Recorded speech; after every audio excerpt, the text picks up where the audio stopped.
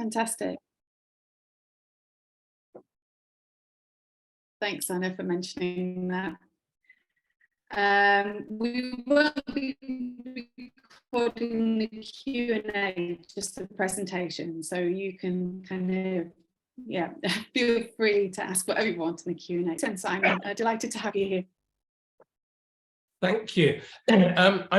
It seems like the sound is breaking up quite badly for people, so, and me too. So I'm hoping that you can all hear me, but am I now sharing the screen? Can I scroll through these slides or not?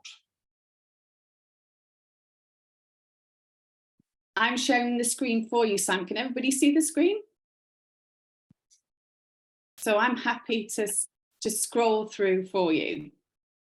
Okay, next one. Would it be easier if you share screen and I just did it from here? Can you share screen? I think you can do that if that's better for you. Just see if I can get that up.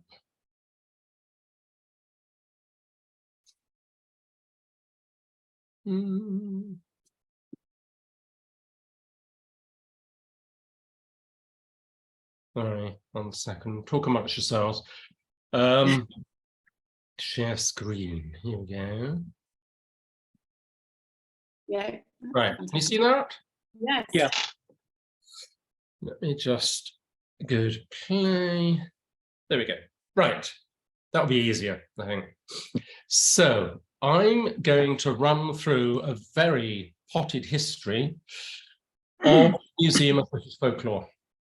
How it came about, why it came about, and why I feel there is a need for a Museum of British Folklore.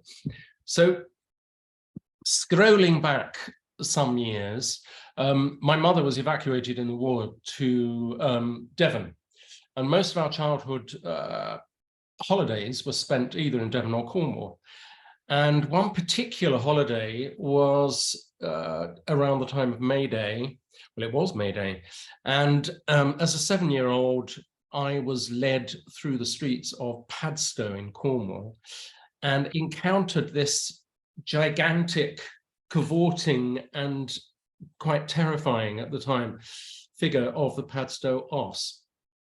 And this kind of triggered an interest in UK folk customs, because it seemed to me at the time, never having experienced anything like this and having lived in London my entire life, that this was a moment of kind of true magic. It was a moment where ordinary people, you know, bankers, bakers, whoever, nurses, had come together to celebrate something that was totally unique to them and was incredibly powerful and visceral. And few years passed and my mother found the Reader's Digest book of Folklore, Myths and Legends of Britain. Now the book's riddled with inaccuracies, I have to say now, but it's a wonderfully vivid Bible, if you like, of British folk stories and seasonal customs and events. And of course, they're all, the way the book works is by region. So whenever we were going away anywhere, I would scour the pages to find out what was happening in that town or village. And thus started my interest. So why don't we have anything in this country that celebrates and cherishes vernacular culture? I think it's probably quite complex, but I found this quote the other day, funnily enough, by Brian Sewell, the art critic, and I thought it was so wonderfully patronizing that it kind of encapsulated a lot of thinking around folklore. In this instance, he's talking about folk art, but he says, folk art, 2 words to bring a rictus grin to the serious cultural critic's visage. Sorry, the little screens are erasing I can't see the side of it. And that's about it. For the very thought of folk art makes me queasy. I wouldn't usually review an exhibition of the stuff for the same reasons that dance critics do not want to gladly write about Morris dancing. and barrel rolling is not an Olympic sport. If someone wishes to indulge these peculiar interests at obscure Westmoreland gatherings, fine, but in the big wide world in which I swim, there is neither space nor inclination usually to tackle such transparently unnecessary pursuits. Now this kind of, when I read it, I thought perfect, because I haven't actually found any museum quotes as such, but this, from people I've spoken to in the past, encapsulates a lot of museum thinking, I suspect, around folklore in the UK. It's been overlooked and undervalued for such a long time, possibly because it's impossible to pin down, that it's always mutating and changing in order to stay relevant to those communities. And I was moaning about the fact that we don't have a museum to my friend Hilary Williams, who at the time was the director of Ditchling Museum. And she had just undergone a radical transformation of the museum after pushing through a major bid for the Heritage Lottery, which completely reimagined the Ditchling Museum. And she was like, well, why don't you do something about it then? Why don't you get off your backside and think of a way of making this vision a reality? So I wrote out what I saw to be the aims of a museum of folklore, to encourage greater public awareness and involvement in the rich and continuing tradition of folklore, and to promote its role as a vital component in the social fabric and cultural identity of the British Isles. All this is on my website, so you can have a look at this. So basically, I decided to set off on tour across the UK in my little 1976 Castleton tourer, which I bought on eBay for £270 and gutted and painted it with this sort of very striking fairground colouring, and gutted the inside, filled it with display cases with everything from Punch and Judy puppets to the mitten from Ottery St Mary that they used to carry the barrels, to corn dollies, jig dolls, etc. So I set off for 6 months with Roberta. Oh, and just in case you were wondering what that corn dolly is, it's a recreation of the piece that Benjamin Stone shot, but more of him later. So in order to launch this 6-month tour, obviously I needed to generate some cash. So the kind folks at the English Folk Dance and Song Society allowed me to have a folklore fete to raise funds. This is 2009 now. So we had a very eclectic mix of people on the committee, from the actress Tilda Swinton, Tim Walker, the photographer, Professor Ronald Hutton, and a supermodel, or Erin O'Connor. It was a very, very odd selection of people. But the event was very well attended. We had Helena Bonham Carter and Tim Burton arrived, unbeknownst to me. I don't know how they got to hear about it, but they did. I invited Susie from Susie and the Banshees because I was a massive fan growing up, and she actually came all the way from. So I was delighted. We had the unthanked singing. I had a series of tour outfits designed, a hat with a museum inside it that was designed by Stephen Jones, a milliner. And we had Morris Sides performing during the evening. So that raised enough money. And in the center here, you'll see a character who I know is logged in at the moment, Doc Rowe. Now, when I started, all roads seemed to lead to Doc Rowe. He was the go-to person for the recording of seasonal customs and events. And Doc very kindly gave me knowledge and introductions to various people within the folklore community. So off I went. It was a very, very interesting and enriching 6 months, I have to say. And the same thing happened wherever we went, was why don't we have a museum of folklore in this country?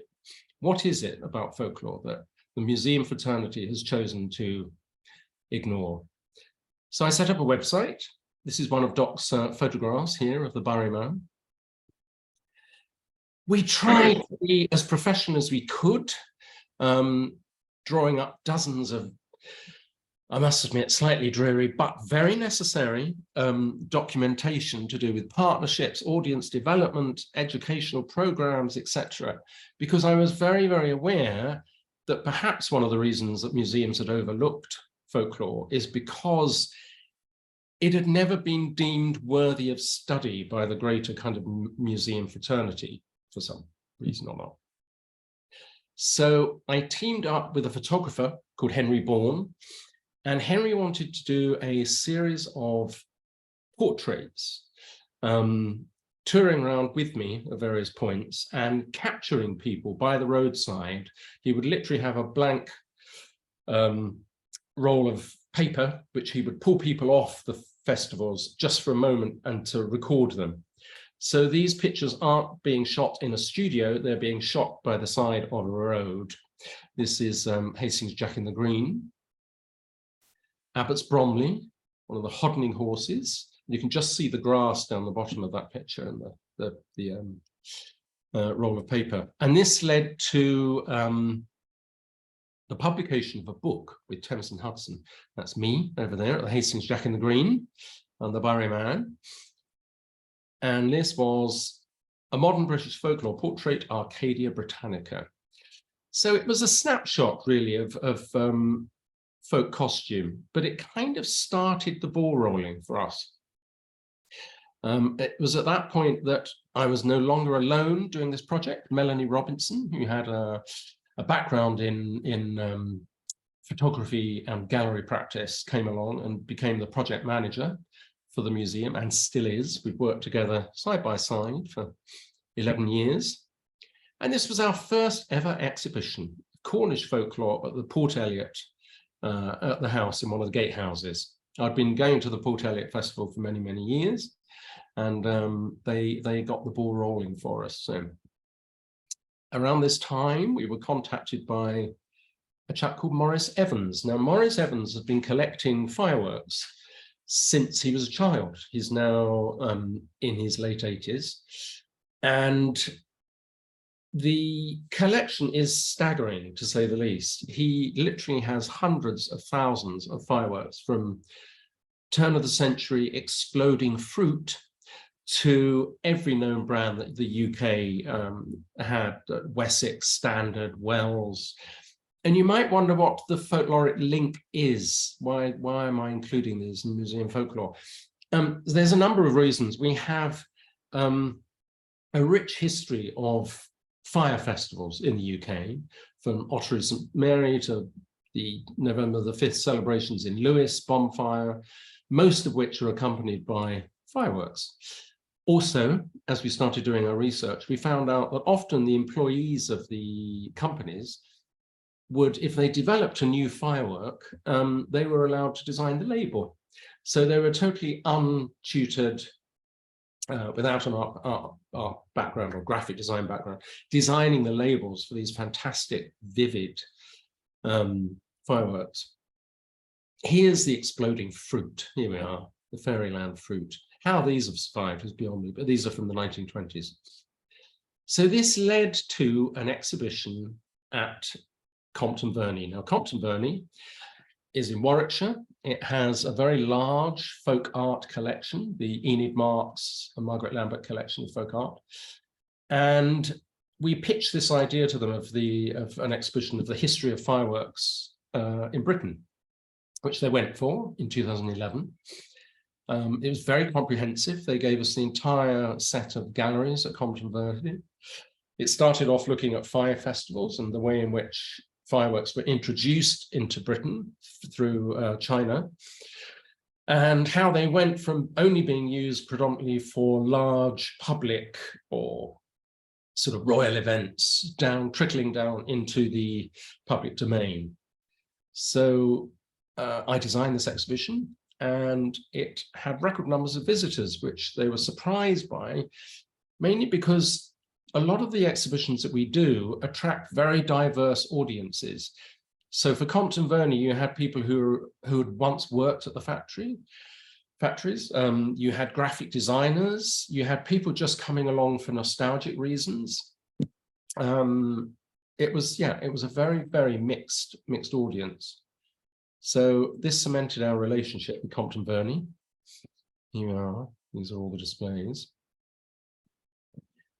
Of course, we still had to keep trying to fundraise. So we were doing little pop-ups. This one was in Stratford-upon-Avon. And then we wanted to try to celebrate Doc's incredible lifetime of recording seasonal customs and events. So we suggested that the East Anglian Museum would like to mount this, and it was called the Doctorow Archive, 50 years focusing on folk. And what we were able to do, because of my contacts with photographic agencies, was to take lots of Doc's slides and negatives and get them to look as good as they could possibly look by putting them through various processes, all of which should be on me, but things like Photoshop, and to get them looking perfect. And the exhibition featured the Museum of Redundant Technology, which was basically a cabinet showcasing the many and varied pieces of equipment that Doc had used to record folklore, seasonal customs over the years, including this enormously bulky, heavy, I don't know how Doc survived for an entire day carrying this thing around from the 1980s with this massive battery pack and camera. This exhibition led to the Turner Gallery getting in touch, and we wanted to highlight the relationship with photography and folklore, which, Max, I don't know whether you saw this exhibition, but sadly they didn't produce a catalogue. But it was a very large exhibition at the Turner Gallery. We worked with several people like Faye Claridge, who produced pieces of work as a conversation between Sir Benjamin Stone's photographs from the turn of the century and her own work. And Benjamin Stone was an interesting character, wealthy Victorian photographer. He would often turn up late or on the wrong day for an event and get the entire village to reenact it just for him. But thankfully, he did do that because it's one of the most comprehensive records we have from that period in time. Brian and Sally Shaw, another couple who were recording during the sort of 60s, 70s and 80s, who have a comprehensive archive of photographs of seasonal customs. This is the Midgley egg paste race here. And of course, Homer Sykes, whose book from 1977, Once a Year, Some Traditional British Customs, was something I had in my library for years and years and years. I loved those black and white images that Homer took.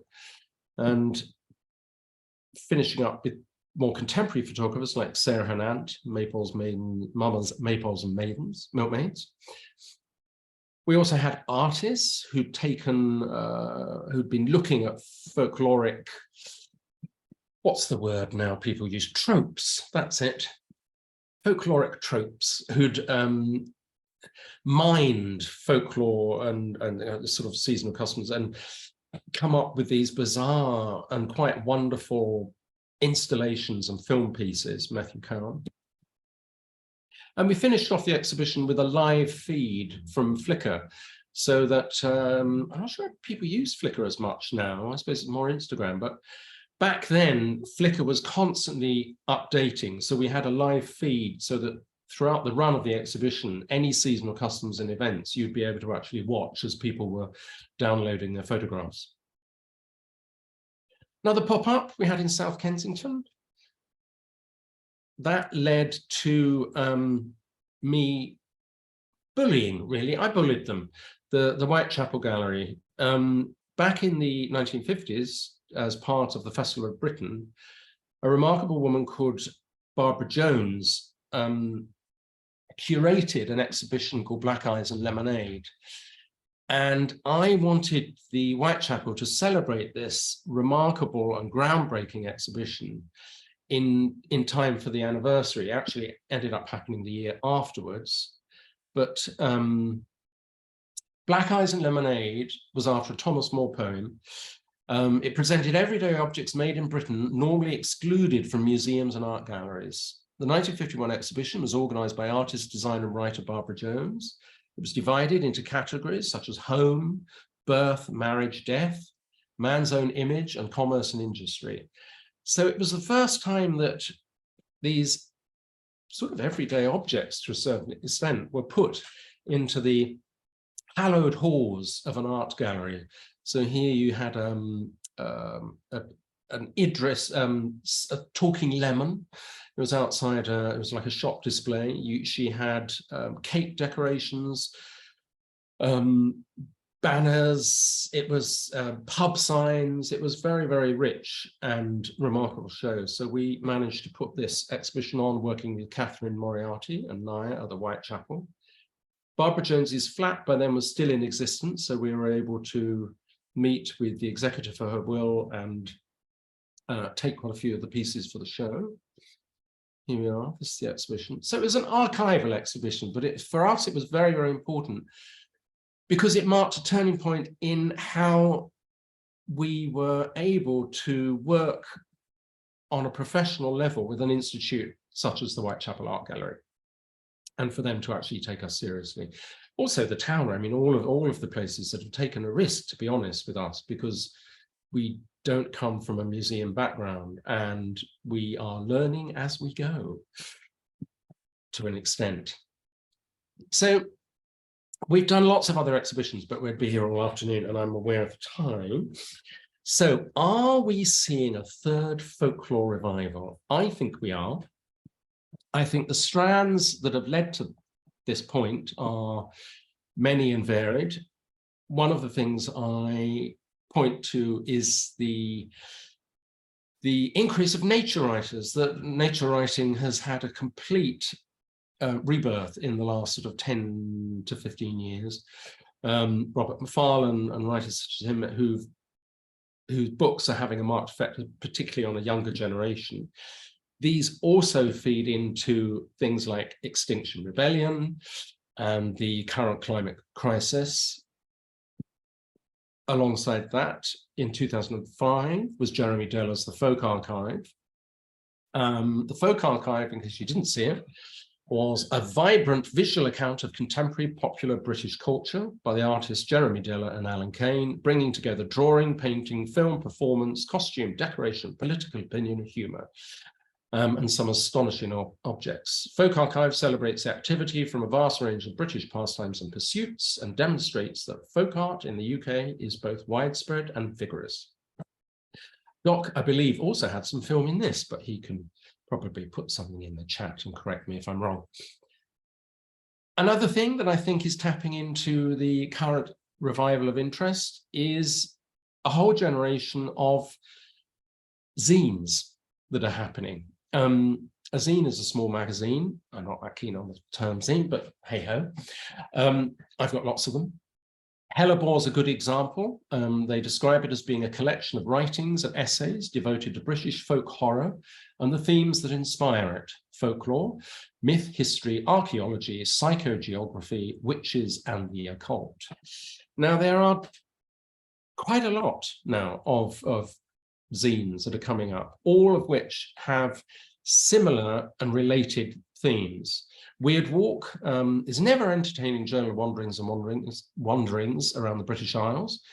They're often looking at prehistoric monuments, ley lines, which were very popular in the 70s, and then also the idea of pilgrimage, I think, is very strong with the Weird Walk team. Stone Club is another one, founded by artist Lally Macbeth and Matthew Shaw. Stone Club was set up as a place for stone enthusiasts to congregate, muse, and importantly, to stomp to stones. There are dozens, literally, of contemporary zines, all with, as I mentioned, similar themes running through them. There's been a complete re-evaluation of witchcraft as a practice. There are now 74,000 people on the national consensus saying that they identify as pagan, which is the largest increase there's been.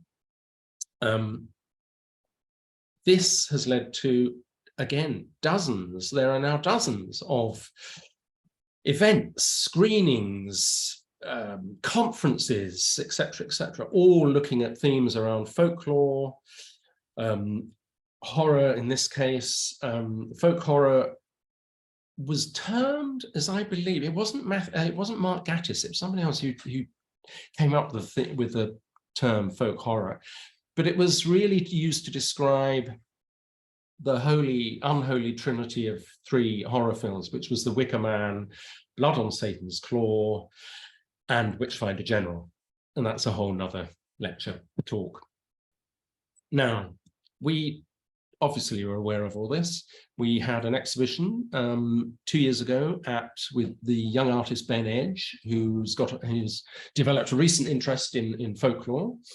And Ben and we put together this exhibition of objects from the museum's collection and Ben's paintings. And this was in London at the Crypt Gallery. So what's happening now then? Articles like this are appearing. Cool as folk. Why Britain's young rebels are embracing ancient rites. I'm pleased that they actually said at the forefront of the movement's British Museum of British Folklore, which I like to think is true. But no, of course, there's a whole lot of things leading to this. This has all led to this moment in time where we were able to finally get some funding from Heritage Lottery. We applied along with the University of Arts London and Compton Burney to put on the UK's first ever exhibition of folk costume.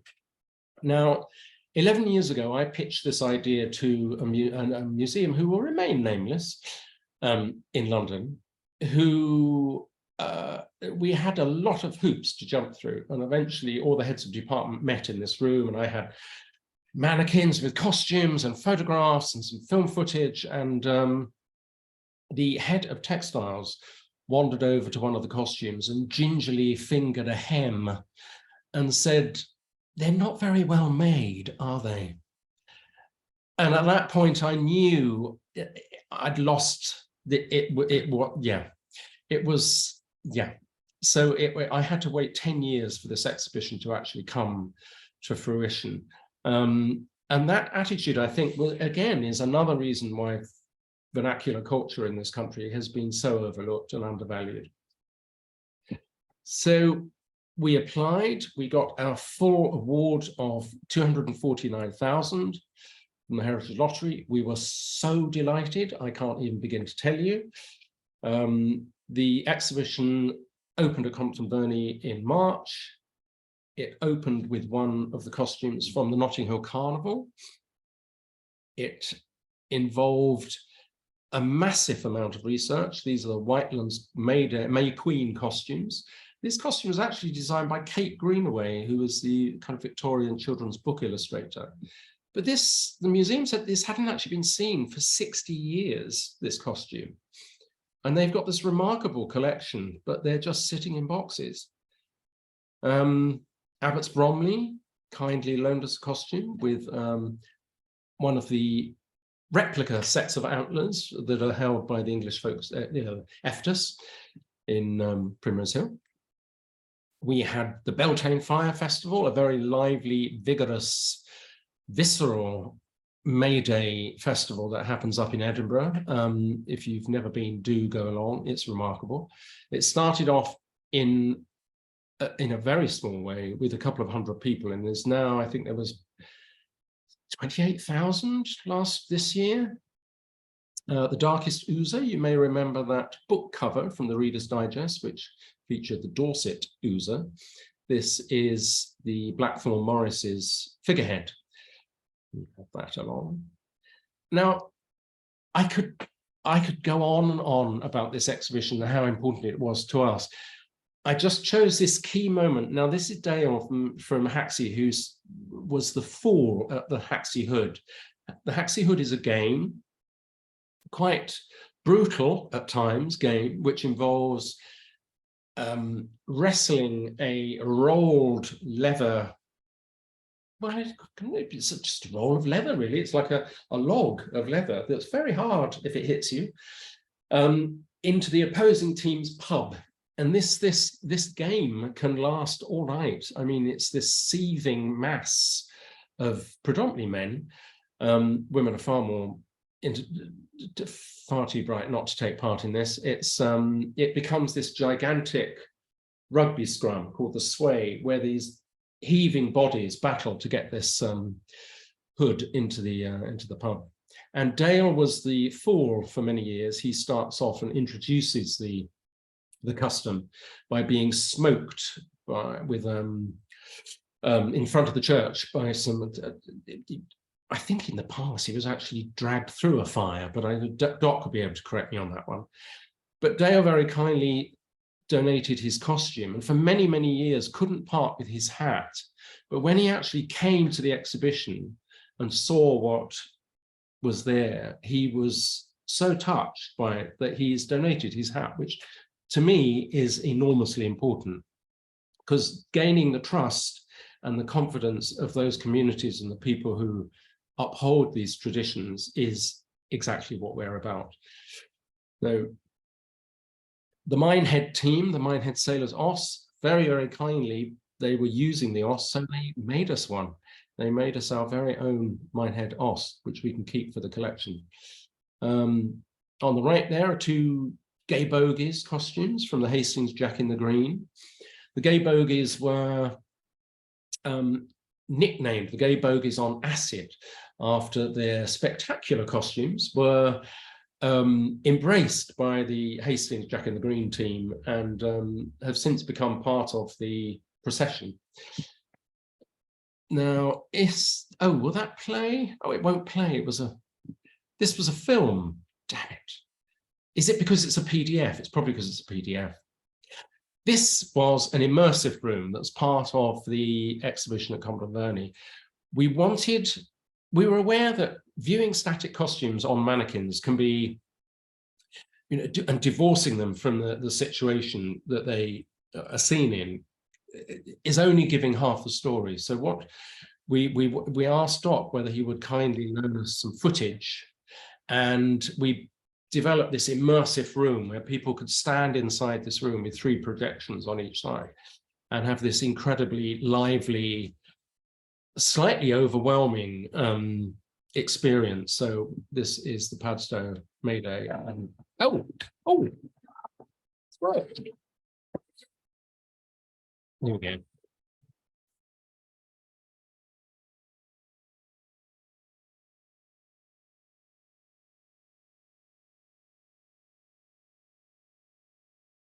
Great, I didn't think that would work. Maybe this one will work too.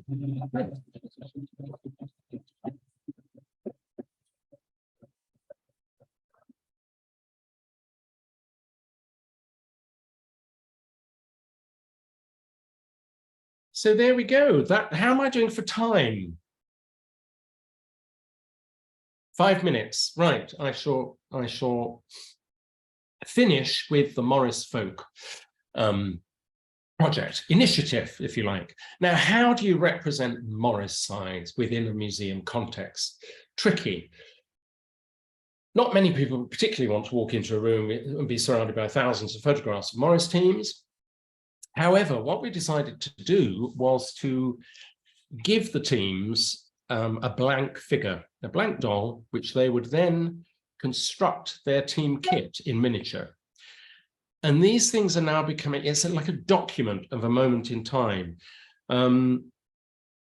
Dolls in themselves are quite totemic, I suppose you could say. That they have a character of their own. And what the teams have done in some instances have used their own hair and woven them into the scalp of the doll, or they pin little notes to them saying, "Look under my skirt." And you look under the skirt and they're wearing fishnets and stockings. And they include details of the making of the doll. So usually the whole team's involved. You've got somebody who's making the shoes, somebody who's making the mask or the hair. And so these have become a piece of folk art in their own right, like a folk art collection. Currently, we have just over 200 dolls in the collection, and it's an ongoing project. 44 of them were displayed at Compton Verney, and we have just secured some funding to produce another 200 blank figures. So these will be going out to Morris teams, hopefully just before Christmas. And bang up to date, the Brits, there we had. Boss Morris on the Brits dancing away to Wet Leg, which blew me away when I saw it. I never thought I would live to see the day when Morris dancing would become trendy. But here we are, and it has. So I will wind up there, I think. There's a lot more I could tell you, but please come along and see the exhibition that opens in April next year at the University Arts Building in London, and it's called Making More Mischief. Thank you very much. Thank you so much, Simon. I've got so many questions. Write them down. But because of the instability of my internet, I'm going to just pass straight over to Max, I think. So I'll show a few of those slides from photographs that are currently in the exhibition. And hopefully, by the end of Max's presentation, we'll be able to kind of like weave through some parallels and some kind of like common questions in the Q&A at the end. Thank you. I don't really have a presentation, I have to say. So I'm going to try and wing it. Thank you, Simon. I do remember fondly the caravan at the House of Fairy Tales event outside Tate Modern in 2009, I think. Okay. My photographs are of an event that took place in Inglefield in West Berkshire. So I have to stress that I'm one of about 10 artists in this exhibition, all of whom are fantastic. So, and I'm a documentary photographer of sorts who went along to this demonstration. I was going to start by reading a piece from the Tradfolk website about the demonstration by Victoria Spooner, if I may. So the Inglefield Estate Trespass was a celebration of folk culture as much as it was a protest. Victoria's blah, blah, blah. On Sunday, August 7th, 2022, myself and 150 other common folk took part in a very English protest, the Dance of the Commons. Morris dancers, trad musicians, shamans, storytellers, bejeweled and sparkling fantastical creatures stepped, strummed and strolled together through the Inglefield estate in West Berkshire. 12,000 acres of privately owned land inherited by Lord Richard Benyon. I don't think he is anymore, but he was Minister of Access to Nature, ironically. It was a joyful and peaceful honouring of our right to roam. Englefield, or the Saxon Field of Angels, was common ground until the 1700s, when the Benyon family began the process of privatising it. Multiple enclosure acts in the early 1800s forced anyone who still made their home in the land to leave the countryside and relocate to nearby towns, disconnecting them from the land and the wisdom and the practices that were intertwined with it. So I was just thinking of this idea that Simon mentioned of a third folk revival, which I kind of subscribe to, and why and what's going on. I think you alluded to some of the reasons, perhaps, which could be the sort of the political fissures that are ripping through society at the moment in the wake of things like Brexit, culture wars, maybe the COVID pandemic we've just had, and the harsh austerity policies of the Tory government and the relentless sledgehammering of us of this neoliberal regime, of this neoliberal post-Black capitalist system that we're under, which is all about just diminishing and destroying the notions of community, and it's kind of relentless aim at monetarizing all human relations, and the sort of the fight back against that, which I find quite interesting. So why is this led to a folk revival? I guess is that it's kind of like people just getting sick of this kind of pressure, and they're looking ways to redefine their identity, perhaps. I've read several accounts of the English identity being under threat at the moment, and maybe reinventing itself post all these things and post empire, trying to redefine what it is to be English, perhaps. Just to put my cards on the table, I'm originally from New Zealand, but my parents are both British, well, English and Welsh. So I'm kind of looking at this from a sort of an insidey, outsidey point of view. I grew up with a kind of a romanticized, looking towards home kind of angle, with all our sort of story, a lot of our stories and folklore, not to mention television being English or British at least. Yeah, it's interesting that traditional religion is being battered. I think in the last census was the first census ever where less than half the population identified as Christian. So I guess this sort of folk revival and this resurgence in folk culture, perhaps with a more of a left-wing kind of angle, or a more politicized, if not party political kind of aspect to it, is a consequence of that, sort of trying to redefine what it is, what community is, what culture is, and who owns it, essentially. The interesting thing about folk culture, unlike mainstream, is it's not really owned by anyone. So I've got tons of quotes which I've completely forgotten who said them and where they are, but I think Nick from The Right to Roam was saying something about a folk song is not owned by anyone. It's you kind of borrow it and you honor it and you move it along, and then you give it along to somebody else. So it's kind of like the land that was being occupied by the protesters. It shouldn't belong to anyone in particular. It's everyone's land. You know, you don't have the right to own land, really. So I think folk culture kind of ties into that kind of horizontally organized idea. Sorry if I'm rambling a little bit, I'm all over the place. And of course, folk is a mutable, ever-changing, ever redefining itself, or at least it should be, phenomenon.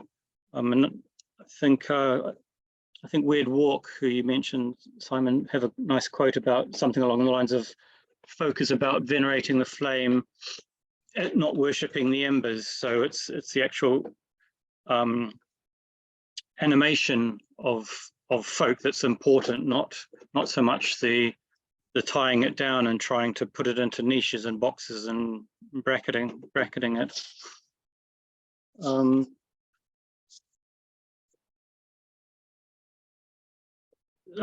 So which ties me on to Morris, which I kind of my interest has always been counterculture and the sort of the social marginalia. I'm not even quite sure how I came onto this folk trajectory, this Morris dancing project that I'm on at the minute. So I think through scarecrows somehow, I'm not sure. But I like the idea of the Morris dance being a kind of a triangulated structure, or a triumvirate or a troika or something of the dancers, i.e. the movement and the ritual, the musicians who animate who provide motivation for the animation, and the spectators, and the sort of the porousness of that three-way relationship. It's almost like a kind of a temporary autonomous zone that sort of pops up, creates a situation and a spectacle, and then kind of disappears again.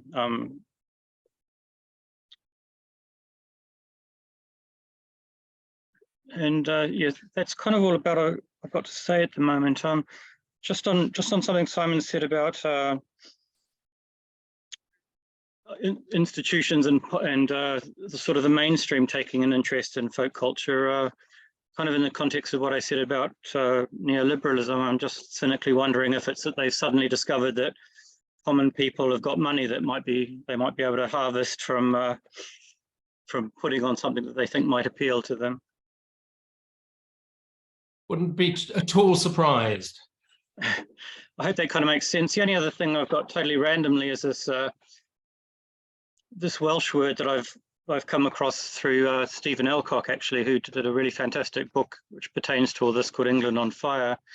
This word hraith, I hope I'm pronouncing it right. It's kind of ties into the concept of nostos, which we have in Western culture, kind of coming from, I guess, Homer in the Iliad, the Odyssey rather, sort of a nostalgia and a desire to go back to the homeland, but also tied in with a sense of sadness and melancholy. And hraith is kind of a Welsh version of that, which apparently is untranslatable into English. So please excuse me, but it's kind of a tugging of the heart, combining homesickness, longing, but also a subtle acknowledgement of irreplaceable loss, time and place, and of a people that can never quite be repeated. And the thing I like about it is it also apparently has this notion of maybe it never existed at all. So I'm sort of thinking back to the folk traditions of like Cecil Sharp's machinations to recreate a folk movement, which, although fantastic in many ways, were also motivated, I think, by a sort of a classist desire to create a space where the working classes sort of fitted, were kind of decorative and nice to look at, but also where they knew their place, which also, in my mind, ties in with the sort of the false romantic notion that led to possibly to the First World War. I hope that makes some kind of sense.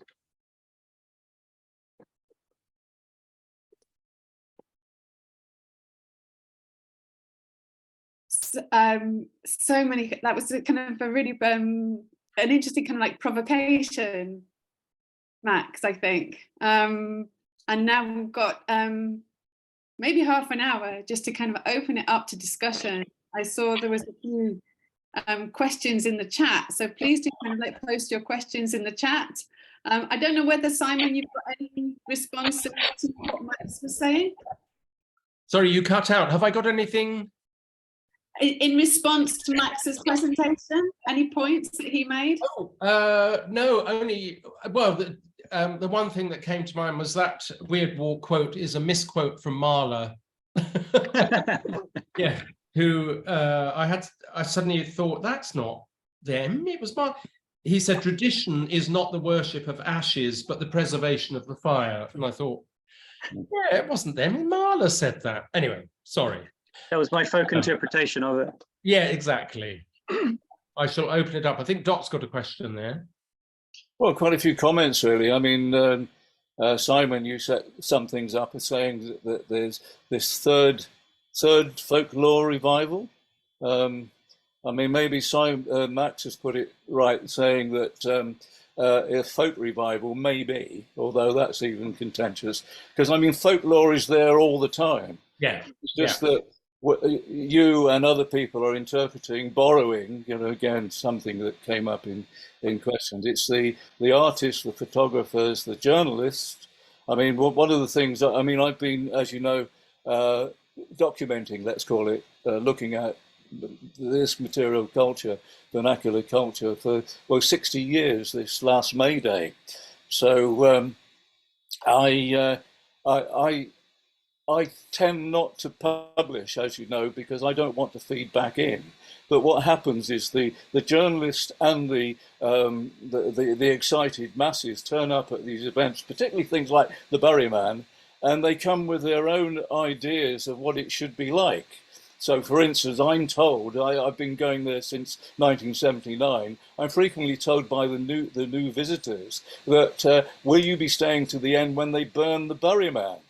Well, I think the man who's inside the Costin would be rather delighted to find out about that. So they come with their own ideas. I mean, Abbess Bromley, as you know, people turn up at dawn because there's a dawn ceremony, as fertility rites and all the futility rites, as I call them. But they turn up at dawn and very disappointed because nothing happens. And they get even further disappointed when I refer them to the fact that the horn dance was actually a Christmas tradition. And they went round the community collecting for the poor of the parish. So there's, there's lots going on. One of my worries, I think that's where I wanted to start off. One of my worries is that constantly all of the, in some ways your exhibition as well, the reporters tend to see them as being either dying or died out events, ceremonies. And of course, as you and I know, these are alive and well and flourishing. Again, as you just said, that I think 10 years ago I noted 49 wassailing traditions. I now have a list of 139. People want to, not exactly participate, but create, and I think that's wonderful. Things had to start somewhere, but then again, we have the ancient traditions of things like the Britannia coconut dancers, going back 400 years. I can show you the room where it was invented in 1857, So these ancient traditions acquire all sorts of things. And the 1920s are responsible for more ancient traditions than you can actually imagine. But anyway, we could go on for hours, I'm sure. But thanks for the acknowledgement, Simon, in your talk. Of course. Yeah.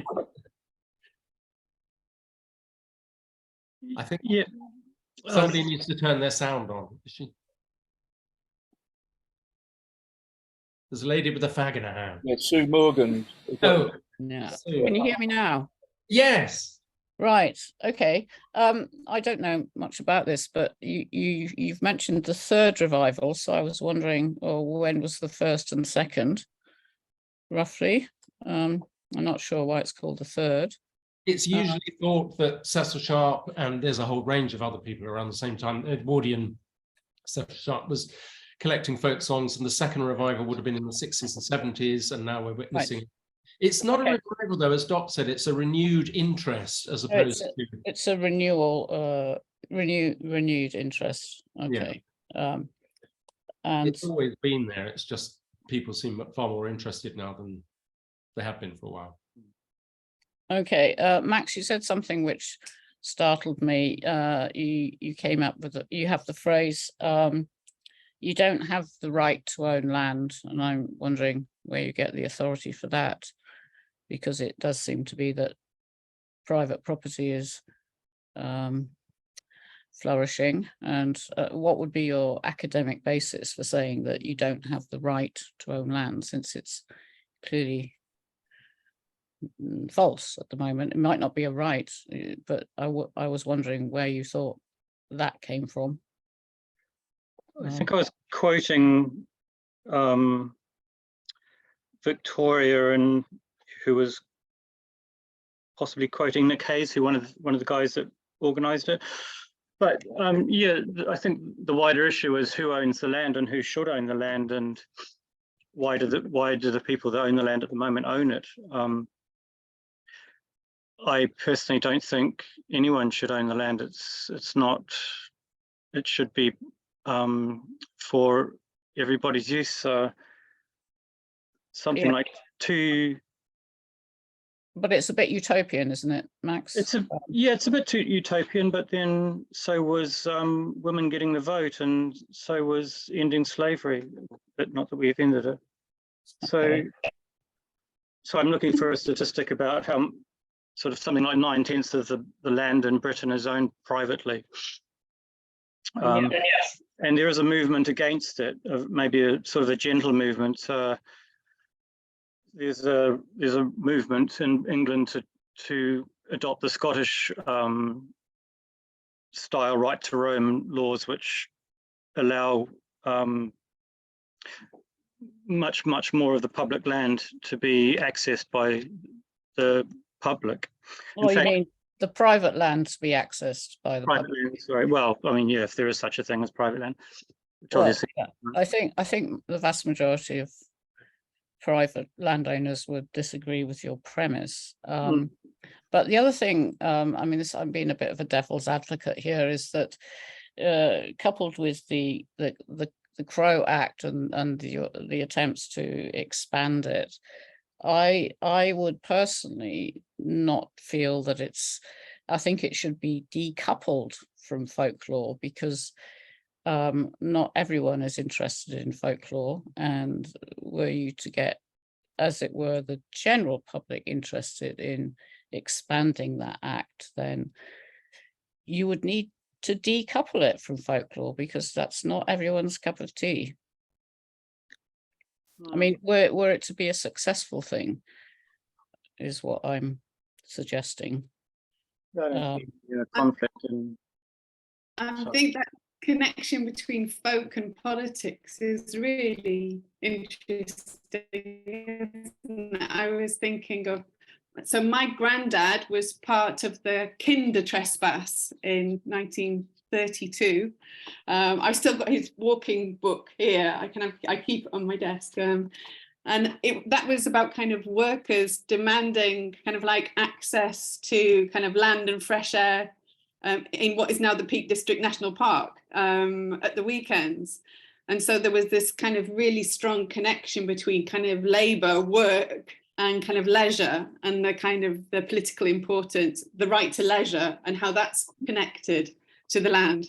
So I think it's, when I look at the when Ben Edges' film of the kind of the more recent trespass, I have the same feeling with kind of like Sue. I was just thinking, what, you know, as far as I understand it, the kind of the Kinder Scout trespass, they were all wearing hats like Simon, and they were wearing their kind of like tweed jackets, their walking boots, rather than kind of folkloric costumes.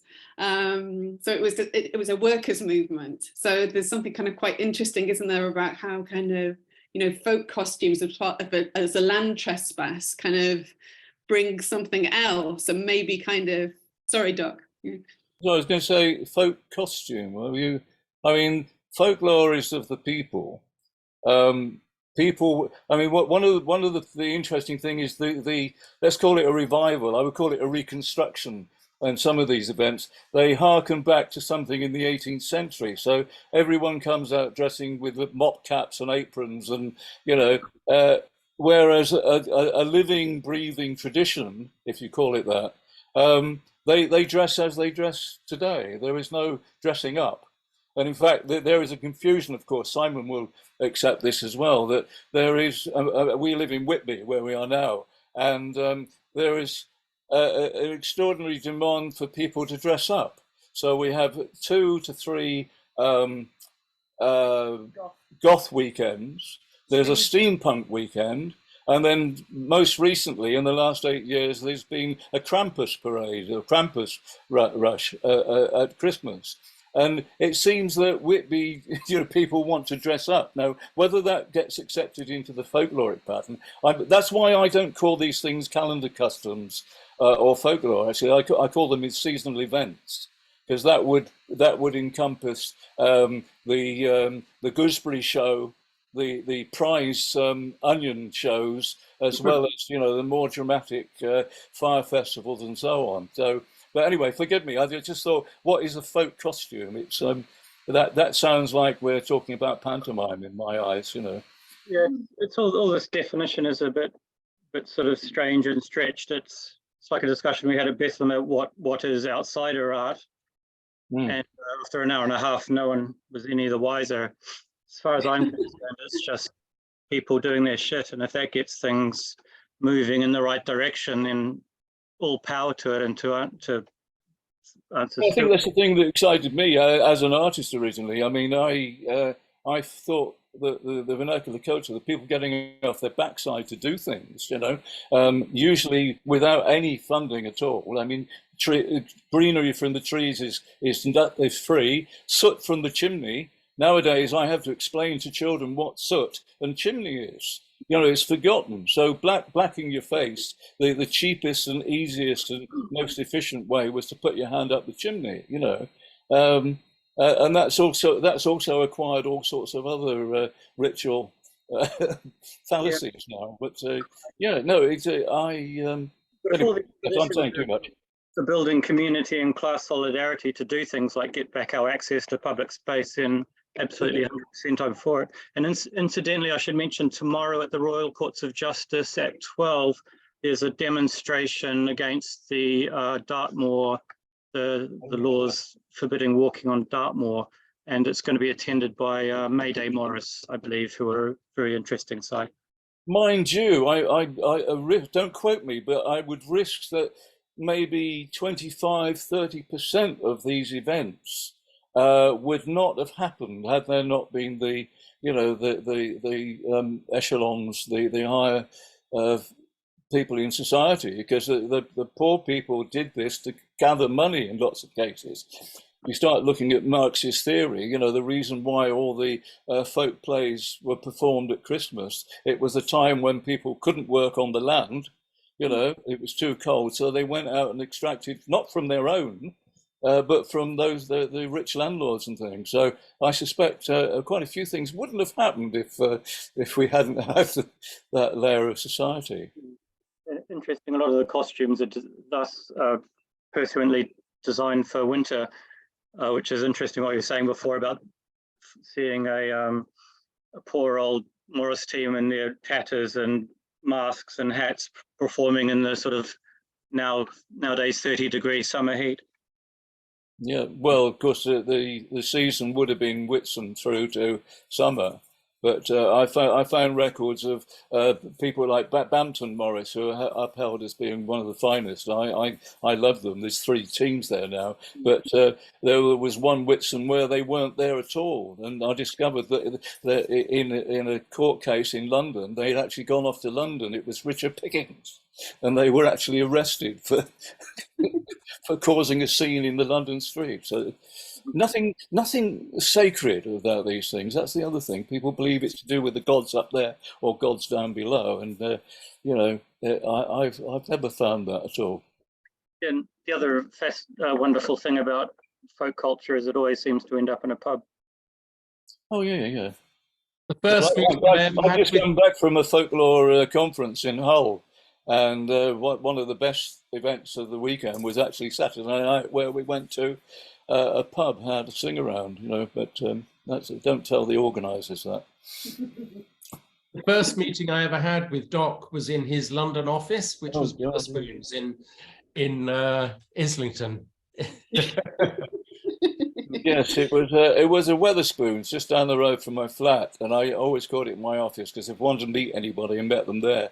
And I said to Simon that I can't remember what colour my moustache or hair was at the time, but I described it, had a moustache, had a black rucksack, and I would be in this bar. And every so often, he described what he looked like, and every so often a worried person would look around, and I'd rush up and say, "Simon," and they would back away with horror. And then I think about 8:45, there'd been 2 and a bit hours, another flustered figure came in, and I dared to risk, "Simon," he said, "Doc." And he said, "Do you realise there are 3 Wetherspoons in this area?" And he'd been to all of them, accosting men with moustaches and rucksacks. So it was meant to be, Simon, wasn't it? Yes, yeah. I didn't make myself very popular, but I made friends. Yeah, that was great. And we're still speaking. That's the amazing thing. Well, yes. We have a few comments, really interesting comments. Thanks, Michelle Baharier. He's also an artist associated with the Bethlem, about kind of Stuart Brisley working with the hobby horse, and this idea of the relationship with class. and how we all dressed up as kids, but also obviously other cultures have their own folk traditions, and it's kind of seemed to be common to all cultures, and there's lots of kind of overlap also. I think I was really I was thinking as well about kind of when you were talking, Max, about kind of how you know, the political edge that's clearly in your work, and I know your wider work, I suppose. I was just thinking about the storming of the Capitol building, in Washington, kind of post kind of like the elections with Trump and the shaman, and how kind of some of these images can be used and instrumentalized for various political discourses. I don't know whether you had any thoughts about that. Not really. The guy was an idiot. But a very particular kind of idiot, and there's all this kind of I think perhaps there's some kind of link between this idea of vernacular or kind of underground knowledge that's been kind of instrumentalized in some ways by conspiracy theorists a little bit, do you think? The only thing that's coming into my mind is that being Americans, they were probably trying to riff off or exploit the Native American culture, although he did kind of vaguely look like the ossa that we've seen in Doc's photos. Yeah, I mean, folk is an unwieldy beast, and it's not political as such. I do think there is sort of a vaguely, I don't know what the word is, progressive or left-leaning aspect to this current trend. But then, like Doc says, probably not in most of the places where people are just getting on with the shit they've got on with for generations, not because they're performative or demonstrative in any way, but just because that's what they do. Yeah, I mean, in the 70s when I went round, in some places, particularly Abbots Bromley, I was the only outsider going round with them. Nowadays, you'll find anything up to 150 people wandering around. So, you know, in a sense, I felt, not that I felt that way, but I could have been seen as an explorer in the 70s. I'm now just part of a tourist route, you know. And it has had an effect on many of these events. You know, people are being told by reporters and folklorists, I quickly say, they're being told where they're going wrong. And they, because they're just straightforward people, and their dad did it, and why did he do it? His dad did it, and so on and so forth. There's no background, even though it may have only been in existence for 30 years. You know, Coombe Martin, for instance, the children there all tell me that it goes back 500 years. Well, I know the people that started it off 40 years ago. You know, but and the other thing is very important to say, there are no prima donnas in proper vernacular performance. You know, they're not trying to do, you know, if the chap's playing King George, he's not trying to outdo the previous performer or a Laurence Olivier version. You know, it's he is doing a part, and in a sense there is no audience because everyone participates, and that's become the difference, I think, in the last 25 years. That there's suddenly, it's almost carnival. You know, the performances people did, the audience were themselves. So each, you know, even though they were in disguise, they would recognize Fred because he's got a wooden leg, you know. But there weren't prima donnas. They were doing their part. They knew what they had to do, and the local people accepted it. Nowadays, it's actually being valued, validated, and you know, examined. And that's a difference. Shit, I forgot what I was going to say. Yeah, the demonstration, the protest was much more a carnival than it was a protest. And yeah, I've photographed tons of stuff over the years, including fascists and whatnot, who not very nice to photograph and quite been in very many hostile situations. But one thing that struck me with this folk project, and I've only been doing it a couple of years, so I know Doc's been doing it forever. And congratulations. But just how nice generally people are, and you kind of get, like, I went to the Molten Crow Festival last weekend, and I was literally the only guy with 2 cameras who violated the ring. I was thinking, Jesus, everyone thinks I'm like with a local paper or something. It was I thought there'd be tons of photographers, but it was very, very much a local community, kind of slightly shoestringy kind of affair, which was fantastic. And I think a lot of the good feeling, like people, like I'm taking quite intrusive wide angle photographs of people, but everyone's kind of happy for me to do it, and they kind of trust me that that everyone's there for the same reason. Everyone's there because they love and they're showing support and solidarity with these traditions and with this sort of cultural impulse. So we're all kind of working together, so to speak. There's no prima donnas sort of, no, you can't photograph me, I need some money or whatever. It's all very, very much a very generous community, I found. And I think that's because everyone understands, or everyone thinks that everyone's on the same trajectory, basically. Well, if you're working correctly, then I think that is the case. But I mean, I've seen many photographers who stop the event, line people up. They get the poor Barryman to walk half a mile, and I'm not kidding, half a mile out of his normal route, completely encased in burrs on a very hot day, to stand in a field where there's no background. I won't give any names, but I know, yeah, I know who you mean. yeah. Shocking, really. I mean, when I went round, I mean, Simon, I remember this. When I first went round, I was the only, not just an outsider, but carrying a couple of cameras like yourself. And they found it very odd. Why was I interested? Was I a student? Was I studying? No, I just interested. Because my background was in traditional music, so it led on, through CND, politics and all those things. But that's another story, as they say. But when Simon put that exhibition together, 50 years of focusing on folk, he did this mannequin, which had this huge video camera, huge battery pack, huge recorder. It was all separate. And I didn't notice, I didn't realize I made that sort of a noise, physical noise. And I went to a funeral in Padstow about that same time. And I mentioned it to one of the locals. And I said, how did you put up with me? Because they allowed me through. I was getting shots that other people weren't getting. And he thought a bit and said, well, we thought you were a bit odd. So that's all right. So again, on a very simple level, that's fine. I'm quite happy being a bit odd. Yeah. I'm not going to say a word. We've got some fantastic questions and comments in the comments section in the chat. Obviously, really kind of like an inspiring talk. Got Steve saying, my dad played St. George in Colchester Mummers in the early 70s, as if it were Julian and Sandy from Round the Horn. That sounds excellent. Okay, like a reinvention of a tradition. And Chrissy's asking, and she's saying, I've recently become interested in British folklore and I'd like to learn more. Can you recommend your must-read books on the subject, or just where to begin, really? I think. Join the Folklore Society.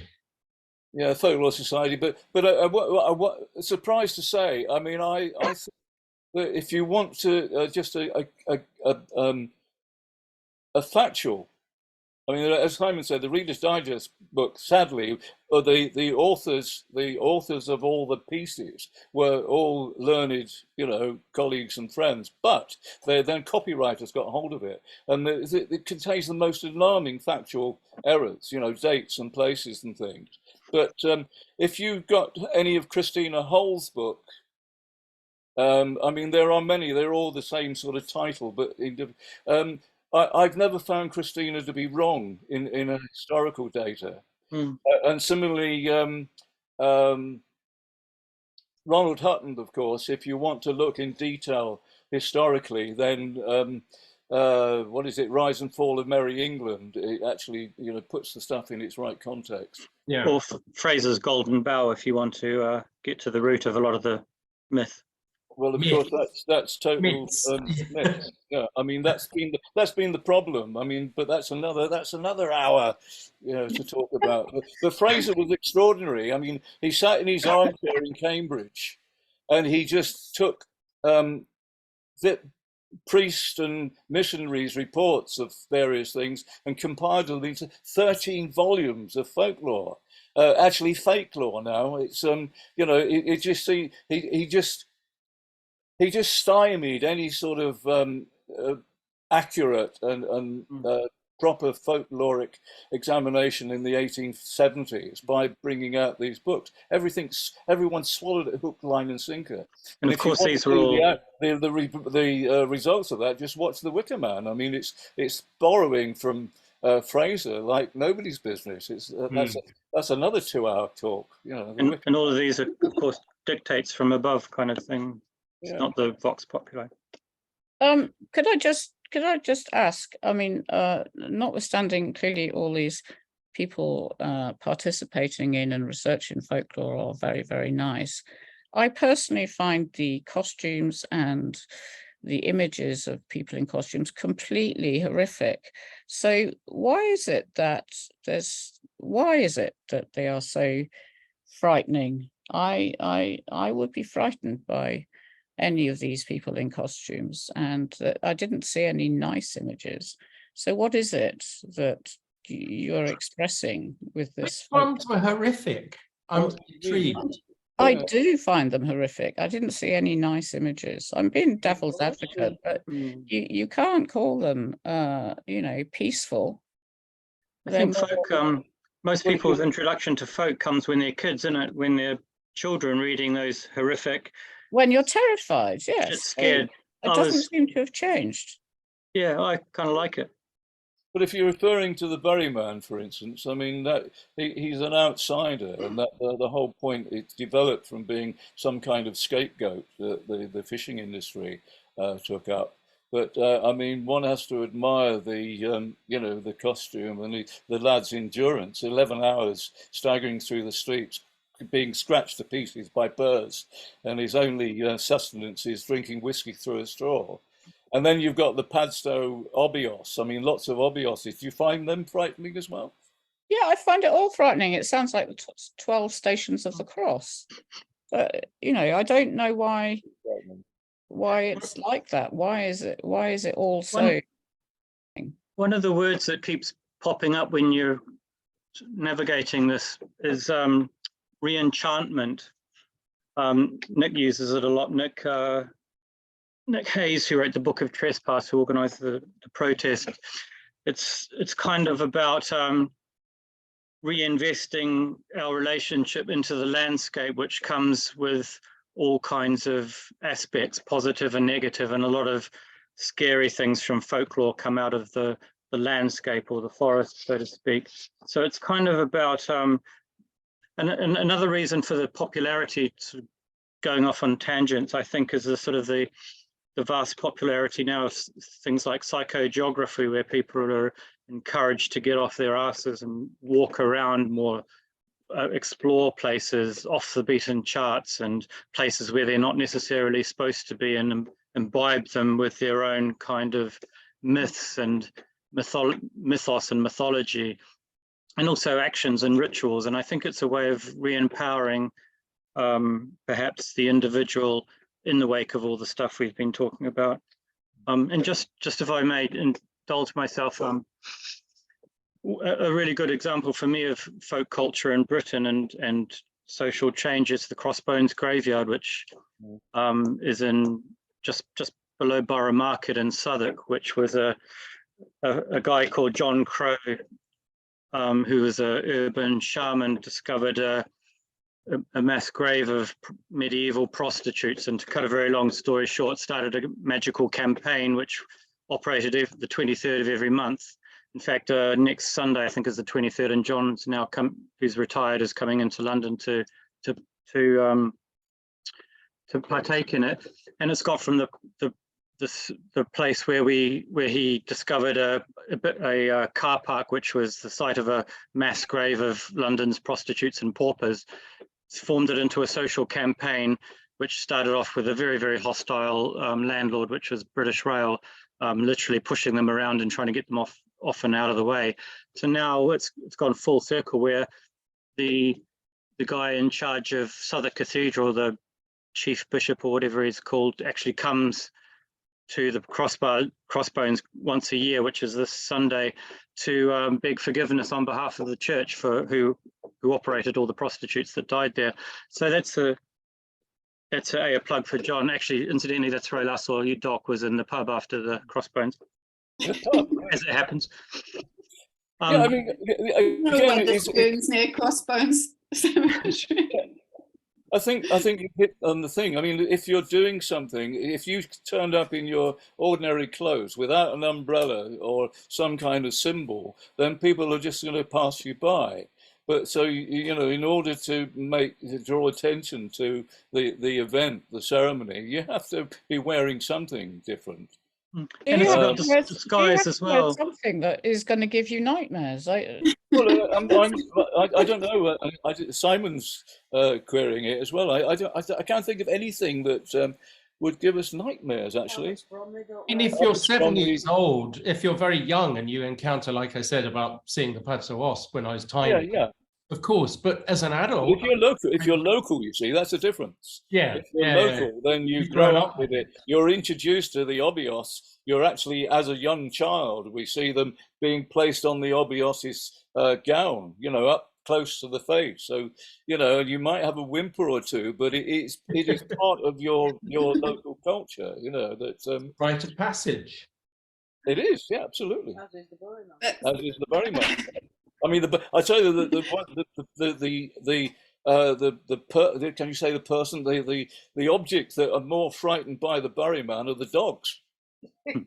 the local dogs cower and whimper and run away when they see the Berryman. Well, the dogs are known for their scent. Who walk up and lift their leg up, you know. I think we're coming to the end of the session, but it's been such a fascinating conversation. So glad that you could make it, Doc, in particular. I know it's just brilliant to have you here and for you to just kind of improvise in the Q&A. Started off in the car. We just arrived back from Hull. So first 5 minutes I was on my mobile phone. So it's great. Yeah, but it's great. Anyway, well, thank you so much. I probably said too much anyway. So. Not at all. I can't imagine any situation where that would be too much. But thank you, Simon, so much, and thank you, Max. I mean, we could go on for hours, couldn't we? And we didn't even touch on the whole thing about outsider art and the relationship to kind of like Bethlem artist practices. So maybe we have to stage a second seminar where we gather together to discuss those kind of like topics, but completely fascinating. Thank you ever so much. Please do come and visit the gallery to see Max's work and to see Ben Edger's film about the trespass as well. We'd love Sue's to work. And Sue's work, who's thank you, Max. Thank you. Who's also in the exhibition.